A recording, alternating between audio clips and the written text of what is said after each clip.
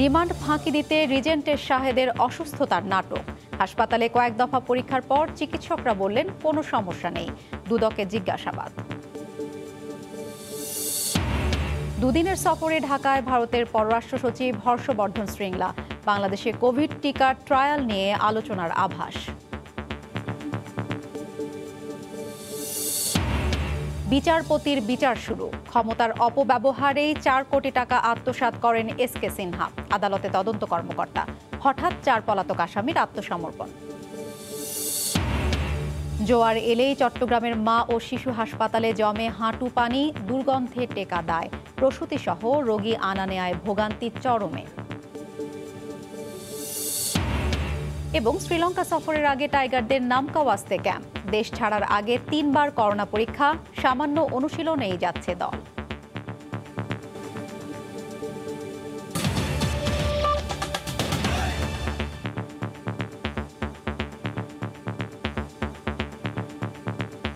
অসুস্থতার বাহানা করেও রিমান্ড এড়াতে পারলেন না রিজেন্টের শাহেদ। সকালে বঙ্গবন্ধু মেডিকেল বিশ্ববিদ্যালয়ে কয়েক দফা পরীক্ষা নিরীক্ষা করে চিকিৎসকরা তাকে পুরোপুরি সুস্থ বলে মত দেন। দুপুর 2টা থেকে দ্বিতীয় দিনের জিজ্ঞাসাবাদের মুখোমুখি হতে হয় শাহেদকে। দুদকের রিমান্ড ফাঁকি দিতে রাত থেকেই অসুস্থতার ভান শুরু করেন রিজেন্ট হাসপাতালের চেয়ারম্যান শাহেদ করিম। বুধবার সকালে জিজ্ঞাসাবাদের জন্য সংশ্লিষ্ট থানা থেকে আনতে গেলেই শুরু হয় বিপত্তি। দুদক কার্যালয়ে না নিয়ে তাকে নিয়ে যাওয়া হয় বঙ্গবন্ধু মেডিকেলে। 3 বার টেস্ট করেছি, ব্লাড টেস্ট, মানে কার্ডিও সংক্রান্ত 3 বার, ইসিজি এবং কার্ডিও সংক্রান্ত ব্লাড টেস্ট। উনি কি কমপ্লেন করেছিল আসার সময়? শুধু পেইন, চেস্ট পেইন। হঠাৎই স্বাভাবিক আচরণ শুরু করেন শাহেদ। বারবার চেষ্টা করেন সাংবাদিকদের চোখ এড়ানোর। 3 দফা পরীক্ষা নিরীক্ষার পর চিকিৎসক জানান পুরোপুরি সুস্থ তিনি। দুপুর 1:45টায় দুদক কার্যালয়ে নিয়ে যাওয়া হয় তাকে। ওনার তো আসলে কোনো সমস্যা নাই, ডাক্তার তো সার্টিফিকেট দিলেন। এরপরে যদি উনি বলেন নিজে থেকে বলে, এটা তো আর হবে না। যতবার কাঠগড়ায় দাঁড়িয়েছেন অসুস্থতার ভান করেছেন শাহেদ। নিজেকে করোনা পজিটিভ বলেও দাবি করেন তিনি। 10 জুলাই দুদকের রিমান্ড আবেদনের শুনানির দিনও অসুস্থতার অজুহাতে রিমান্ড না দেওয়ার মিনতি করেন। তবে কোনোবারই ধোপে টেকেনি তার দাবি। সেলিয়া সুলতানা, সময় সংবাদ, ঢাকা। ভারতের পররাষ্ট্র সচিব হর্ষবর্ধন শ্রীংলার বাংলাদেশ সফরে গুরুত্ব পেতে যাচ্ছে করোনা ভাইরাসের টিকা, রোহিঙ্গা ইস্যু সহ দ্বিপক্ষীয় নানা বিষয়। কাল দুপুরে ঢাকা দিল্লি সচিব পর্যায়ে বৈঠকে এসব বিষয়ে আলোচনা হবে বলে জানিয়েছেন বাংলাদেশের পররাষ্ট্র সচিব মাসুদ বিন মোমেন। মহামারীর মধ্যেই সকালে 2 দিনের সফরে ঢাকায় আসেন ভারতের পররাষ্ট্র সচিব। দুপুরে গণমাধ্যমকে বাংলাদেশের পররাষ্ট্র সচিব বলেন, আকস্মিক নয়, দুদেশের নিবিড় সম্পর্ক পরিচর্যার অংশ হিসেবেই হর্ষবর্ধন শ্রীংলার এ সফর। দ্বিপক্ষীয় বৈঠকে করোনা পরিস্থিতি সামাল দিতে বাংলাদেশের টিকা ট্রায়ালের বিষয়ে আলোচনা হবে বলে জানান পররাষ্ট্র সচিব। এছাড়া মিয়ানমারে রোহিঙ্গা প্রত্যাবাসন, ট্রানজিট, রেল খাতে সহযোগিতা সহ বিভিন্ন বিষয় বৈঠকে গুরুত্ব পাবে। সম্প্রতি বাংলাদেশ ভারত সম্পর্ক নিয়ে গণমাধ্যমের নানা জল্পনার বিষয়টিও আলোচনার জায়গা পাবে বলে জানালেন পররাষ্ট্র সচিব। কোম্পানি যারা কাজ করছে তাদের সাথে আমরা লন্ডন মারফত যোগাযোগ করেছি। তো এখন ইন্ডিয়ান বিভিন্ন ভ্যাকসিন প্রডিউসার তারা এটার এই মুহূর্তে ব্যবসায়িক দিকটাও হয়তো দেখছে। তো সুতরাং আমাদের একটা প্রচেষ্টা আছে যে বিশ্বের বিভিন্ন জায়গায় যেগুলো ভ্যাকসিন ইতিমধ্যে তৈরি হয়েছে বা চালু হচ্ছে, এইগুলোর সবগুলো কীভাবে অ্যাক্সেস আমরা পেতে পারি দ্রুত, সেই ব্যাপারে সবার সাথে আমাদের আলাপ আলোচনা চলছে। তো সেটার পার্ট হিসেবে ওনাদের সাথে আমরা আলাপ করব। রোহিঙ্গা ইস্যুতে তারা বিভিন্ন সময় বলেছে যে আমাদের সাথে তারা সহযোগিতা করবে। এই ব্যাপারে আমরা যদি তাদের দিক থেকে যদি কোনো আপডেট থাকে আমরা জানতে পারবো এবং আমরা এই পর্যায়ে কোন পর্যায়ে আছি সেগুলো আমরা তাদেরকে আপডেট দিব। বিচার শুরু হলো বিচারপতির। তদন্ত কর্মকর্তার সাক্ষ্য গ্রহণের মধ্য দিয়ে এসকে সিনহা সহ 11 আসামির বিচার প্রক্রিয়া শুরু হলো। আদালতে তদন্ত কর্মকর্তা বলেছেন, ক্ষমতার অপব্যবহার করে ব্যাংক কর্মকর্তার যোগসাজশে 4 কোটি টাকা আত্মসাৎ করেন সাবেক প্রধান বিচারপতি এসকে সিনহা সহ আসামিরা। আত্মসমর্পণ করায় পলাতক 4 আসামিকে দেওয়া হয়েছে জামিন। দুর্নীতির মামলায় সাবেক প্রধান বিচারপতি এসকে সিনহা সহ 11 আসামির বিচার শুরুর দিনে হঠাৎ হাজির হন মামলার পলাতক 4 আসামি। ফলে 7 আসামিকে কাঠগড়ায় রেখে শুরু হয় সাক্ষ্য গ্রহণ। এদিন আদালতে সাক্ষ্য দেন মামলার তদন্ত কর্মকর্তা। জবানবন্দিতে তিনি বলেন, এসকে সিনহা প্রধান বিচারপতি থাকাকালে ক্ষমতার অপব্যবহার করে ফার্মার্স ব্যাংক থেকে 4 কোটি টাকা ঋণ নিয়ে আত্মসাৎ ও পাচার করেন, আর তাকে সহযোগিতা করেন ব্যাংকটির 6 কর্মকর্তা। কি প্রক্রিয়ায় সুরেন্দ্র কুমার সিনহা প্রধান বিচারপতি থাকাকালীন অবস্থায় ওনার পদ ও পদমর্যাদা এবং ক্ষমতার অপব্যবহার করে ব্যাংকের কর্মকর্তাদেরকে প্রভাবিত করে এই 4 কোটি টাকার ভুয়া ঋণ তৈরি করেছিলেন এবং সেই ঋণের টাকা তার অ্যাকাউন্টে নিয়ে এসেছিলেন এবং সেইখান থেকে নিয়ে এসে তিনি কি প্রক্রিয়ায় সেগুলোকে লেয়ারিং করেছেন, অর্থাৎ হস্তান্তর, রূপান্তর এবং স্থানান্তর করেছেন, সেই প্রক্রিয়াগুলো এবং কার কার মাধ্যমে করেছেন সেগুলো আমাদের বাদী আজকে আদালতে দাঁড়িয়ে বলেছেন। এরপর শুরু হয় আত্মসমর্পণ করা 4 আসামির জামিন শুনানি, আর 2 আসামি আবেদন করেন জামিনের মেয়াদ বাড়ানোর। আদালত সবার আবেদন মঞ্জুর করেন, তবে ফার্মার্স ব্যাংকের অডিট কমিটির চেয়ারম্যান বাবুল চিশতিকে পুনরায় কারাগারে পাঠানো হয়। আগামী 25 তারিখে আমরা ডেট দিয়েছে। এখন আমরা বিলিভ করি এবং আমরা আস্থা রাখি বিচার ব্যবস্থার উপরে। আমরা আশা করি আমরা বিচার পাবো। এই মামলার 18 জনকে সাক্ষী করা হয়েছে। আগামী 25 আগস্ট ধার্য করা হয়েছে সাক্ষ্য গ্রহণের পরবর্তী দিন। মার্জিয়া মুমু, সময় সংবাদ, ঢাকা। সন্ধ্যার সময় আরও থাকছে, কক্সবাজার সৈকত খুলে গেলেও বন্ধ সিলেটের বিভিন্ন পর্যটন এলাকা। লোকসান ছাড়িয়েছে 3.5 কোটি টাকা। দ্রুত বিধিনিষেধ তুলে নেওয়ার দাবি। বর্ষা এলেই জোয়ারের কারণে হাঁটু পানি জমে চট্টগ্রামের আগ্রাবাদ মা ও শিশু হাসপাতালে। দিনে 2 বার করে পানি ঢোকে হাসপাতালটিতে। দুর্গন্ধযুক্ত পানিতে প্রসূতিসহ রোগী আনা নেয়া নিয়ে দুর্ভোগ চরমে উঠেছে। শাখাওয়াত টিপুর ক্যামেরায় বিস্তারিত জানাচ্ছেন কমল দে। হাসপাতালের প্রধান ফটকের আগেই পুরো রাস্তা ডুবে আছে হাঁটু সমান পানিতে। উঁচু দেওয়াল উপচিয়ে পানি ঢুকে পড়ছে হাসপাতালের নিচতলার প্রতিটি কক্ষে। লিফট বন্ধ থাকায় বিভিন্ন তলা থেকে রুগী নামাতে হচ্ছে কোলে করে, এমনকি ট্রলি চলাচল করতে না পারায় কোলে করে রাস্তা থেকে রুগী আনতে হচ্ছে হাসপাতালে। রুগী নিয়ে যাতায়াত করা যাচ্ছে না, পুরা লিফট বন্ধ রাখতে হচ্ছে। রুগী আনতে নিতে লিফটে নেওয়া যায় না, ঘুরন্ত সিঁড়িতে নিতে হয়, দৌড়ে উঠে তো আলগি দিয়ে নিতে অনেক কষ্ট না। প্রতিদিন গড়ে 350 রুগী ভর্তি থাকার পাশাপাশি আউটডোর এবং ইনডোরে চিকিৎসা নিতে আসে অন্তত 1,500 রুগী। এর মধ্যে প্রসূতি মা এবং নবজাতকের সংখ্যা তুলনামূলক বেশি। এখানে রুগীরা এখানে এসে অনেক কষ্ট হয়, দূর দূরান্ত থেকে রুগী আসে। রুগীকে কোলে করে আনা নেওয়া করতে হচ্ছে, বাইরে যেতে হচ্ছে, ওষুধ আনা হচ্ছে, প্রচণ্ড কষ্ট। পানির কারণে আমরা মারা নিয়ে পড়ে যেতে পারছিলাম। গত 1 যুগের বেশি সময় ধরে এই হাসপাতালে জোয়ারের পানি ঢুকছে। কয়েক বছর আগে নিচতলা 3 ফুট উঁচু করা হয়, কিন্তু পানি প্রবেশ বন্ধ করা যায়নি। সমস্যাটা আসলে দীর্ঘদিনের এবং হাসপাতাল কেন্দ্রিক না। আমাদের নিচতলা রুগীগুলো আপাতত আমরা 3 তলা শিফট করে ফেলেছি, যেহেতু আমাদের জায়গা আছে। রুগীদের সার্ভিস বা রুগীদের নিয়ে আমাদের কোনো সমস্যা হচ্ছে না। আগ্রাবাদ মা ও শিশু হাসপাতাল ছাড়াও আশপাশের কিছু এলাকায় জোয়ারের পানি ঢুকে জলবদ্ধতার সৃষ্টি হয়েছে। প্রাকৃতিক নিয়মে দিনে 2 বার জোয়ার আসে, কিন্তু বর্ষা মৌসুমে সে 2 বার জোয়ারে হাঁটু পানিতে তলিয়ে যায় আগ্রাবাদ মা ও শিশু হাসপাতাল। নানা পদক্ষেপ নিয়েও ঠেকানো যাচ্ছে না এ পানি ঢোকা। এক্ষেত্রে তারা বলছেন, সিটি কর্পোরেশন যথাযথ উদ্যোগ নিলে হয়তো এই পানি প্রবেশ রোধ করা যাবে, কমিয়ে আনা যাবে রুগী এবং স্বজনদের ভোগান্তি। আগ্রাবাদ মা ও শিশু হাসপাতাল থেকে কমল দে, সময় সংবাদ।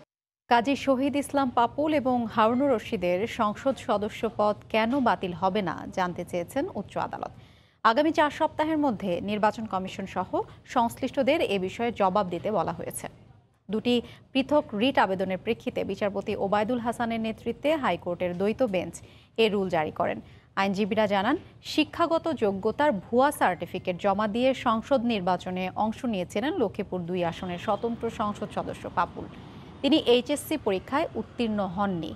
চাঁপাইনবাবগঞ্জ 3 আসনের বিএনপি দলীয় সংসদ সদস্য হারুনুর রশিদের বিষয়ে বলা হয়েছে, শুল্ক ফাঁকির মামলায় 5 বছরের দণ্ডপ্রাপ্ত হয়েও তিনি এমপি পদে বহাল আছেন, যা আইনত অবৈধ।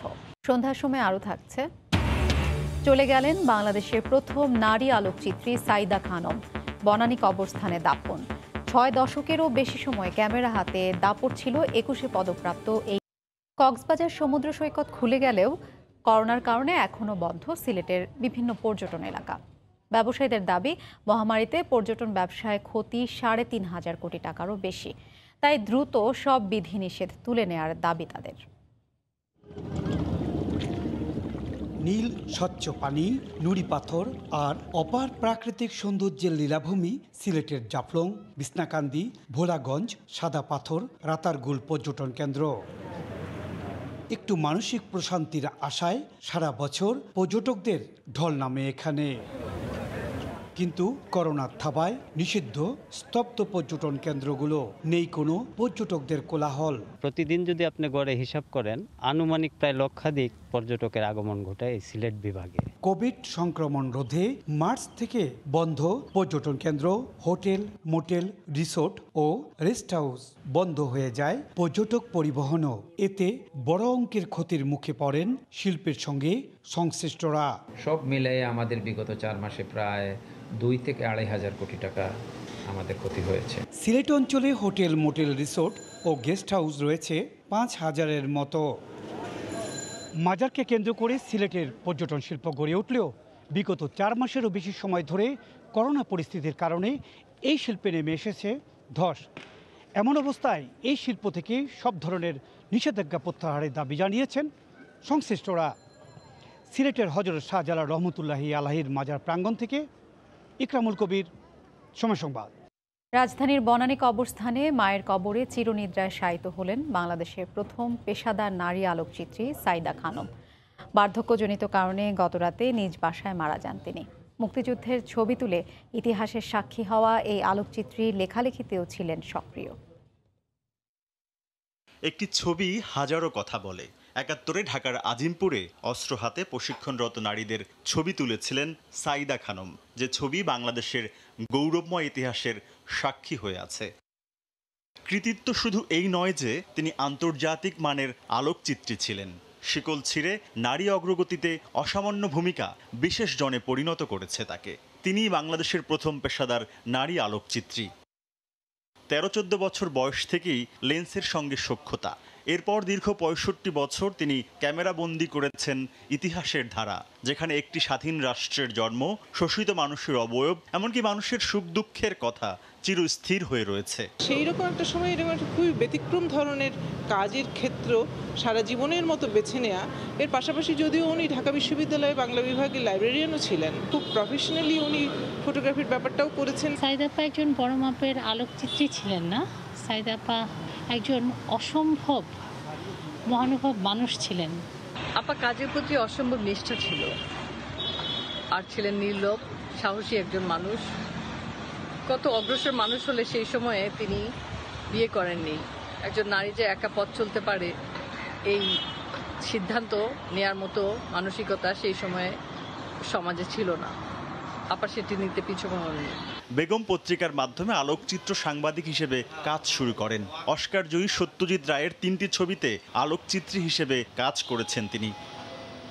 ছবি তোলার পাশাপাশি লেখালেখিতেও ছিলেন তিনি সক্রিয়।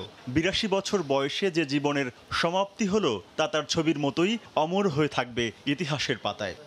তরিকুল ইসলাম সৌরভ, সময় সংবাদ, ঢাকা।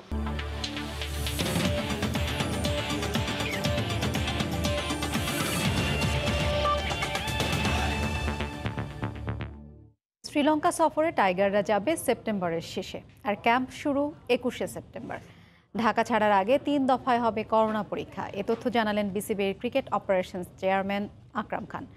তার মানে অনুশীলন হবে সর্বোচ্চ 1 সপ্তাহ। প্রশ্ন উঠেছে, দীর্ঘদিন বন্ধ থাকার পর একটা জাতীয় দলের জন্য এটা কি যথেষ্ট? লঙ্কায় পৌঁছে কতদিন কোয়ারেন্টাইনে থাকতে হবে সেটাও নিশ্চিত হয়নি।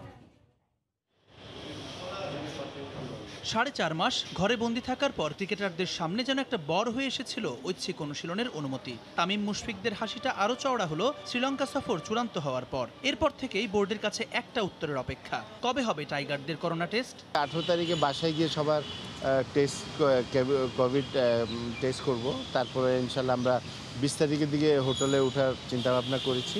কিছুদিন প্র্যাকটিস করার পর তারপর আমরা শ্রীলঙ্কা যাব। ক্রিকেট বোর্ড খুব ভালোভাবেই জানে এই মহামারীর একটা থাবা কতটা ভয়ঙ্কর হতে পারে মুমিনুল বাহিনীর জন্য। সতর্ক থাকতে তাই বাড়ানো হবে বহর। রাবণের দেশে কোয়ারেন্টিনে তো থাকতেই হবে, কিন্তু কতদিন থাকতে হবে তা এখনও নিশ্চিত হয়নি। 20 থেকে 22 জনের চিন্তা ভাবনা করেছি, যেহেতু আপনার কোভিড নিয়ে কিন্তু আসলে এটা যত সহজ মনে হচ্ছে তত সহজ না। কোয়ারেন্টাইনে কতদিন থাকতে হবে ওগুলো কিন্তু এখন আমরা ক্লিয়ার পাইনি। করোনা নিয়ে সতর্ক বোর্ড, তবে টাইগারদের প্রস্তুতির ব্যাপারে সচেতনতায় ঘাটতি সুস্পষ্ট। তামিম তো দলগতভাবে মাঠে অনুশীলন শুরুর আগেই ভালো ফলাফলের ঢোল পেটালেন। সাবেকদের মন্তব্যে অনুশীলনের সময়টা হয়েছে অপ্রতুল, তবে লকডাউন কাটিয়ে ফিরছে দেশের ক্রিকেট, এতেই স্বস্তি খুঁজছেন রাহুল।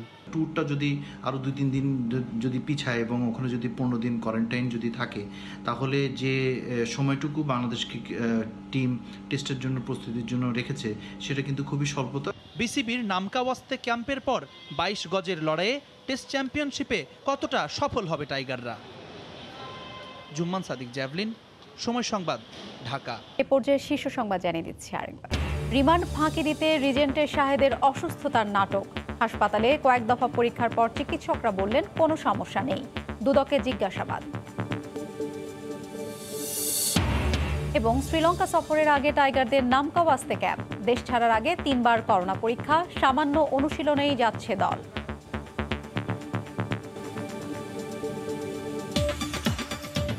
এই ছিল সন্ধ্যার সময়, সঙ্গে থাকুন সময়।